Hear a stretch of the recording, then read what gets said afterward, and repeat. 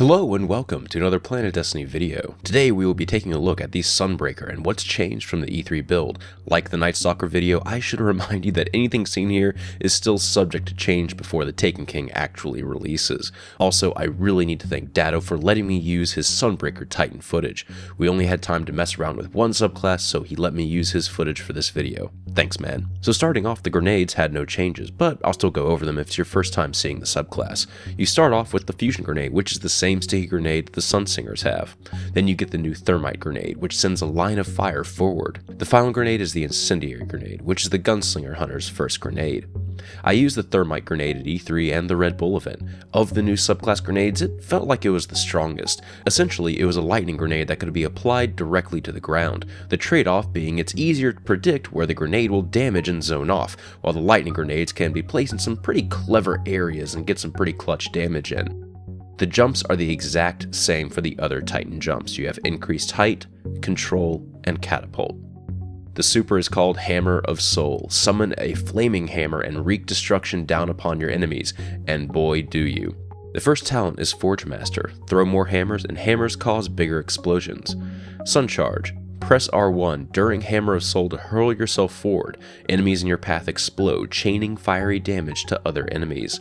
The final talent is Scorched Earth. Ignite the world, creating sunspots everywhere your Hammer of Soul impacts. Alright, so we can see two quick changes here. The old High Noon talent got changed to be the best of the older talent. Now whenever you pop Hammer of Soul, you'll be able to throw more hammers and have them have greater impact radius with Forge Master. The Sun Charge talent also got a small rework. You still have the Shoulder Charge type ability, but you can chain damage to nearby enemies when you do it. So this is pretty much a straight upgrade and makes for a better talent in PvE. From playing at E3, I feel like the Forge Master talent is going to be the easiest one to use here, especially since you don't have to manage your health now to get the most out of it. Unfortunately, I didn't get to see anyone use Sun Charge, so I'll just have to wait until release to get an opinion on it. Scorched Earth was, according to Datto, a little bit underwhelming. The sunspots just didn't really do enough on their own, but you can probably just chalk that up to not having enough time to actually play with them. There were no changes in the melee talent aside from some name changes. The main melee ability is called Sunstrike, which burns your enemies with a heavy solar melee strike. The next ability, Melting Point, will burn away your target's defense, causing them to take more damage from you and your allies. The next talent got a name change from Fulminator to Thermal Vent. It still does the same thing in that Sunstrike releases a solar explosion on hit and kills create a sunspot that damages enemies inside.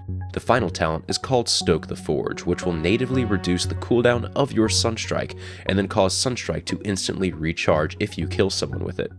Of these talents, Melting Point felt amazing in group PvE play. I imagine you would want to use Stoke the Forge in PvP to essentially always have the ability up. Datto used Melting Point in our strike and it upped the group damage by a ton. It won't be required to get through encounters, but it'll definitely help take down some of those tougher enemies. The stat mod talents are the same across the board from the other two Titan subclasses, so I'll just skip over explaining those for now.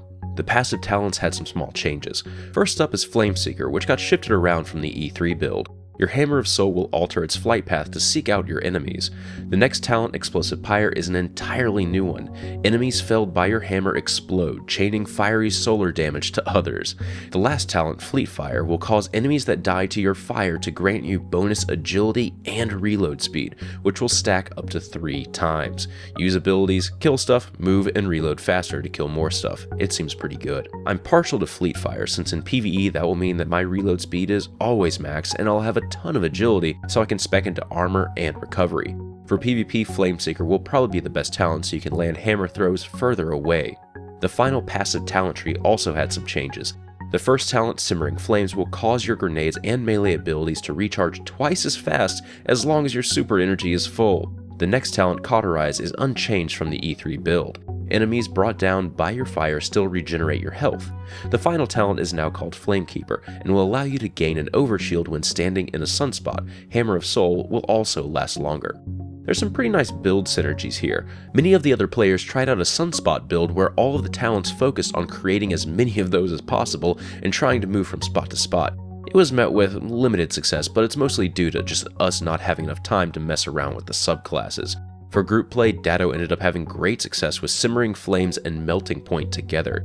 Even though we had low stats, he could get his melee up more often and allow us to do more damage to bosses. I really can't wait to actually have some more time to play around with these classes and see if a full-on Sunspot build is worth doing. If you want to read up more on these changes, take a look at the article on our site where we go a bit more in depth with possible builds and synergies. Again, thank you Dado for letting me use your footage.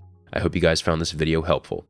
This has been Patrick Casey with Planet Destiny, your guide to the Destiny universe.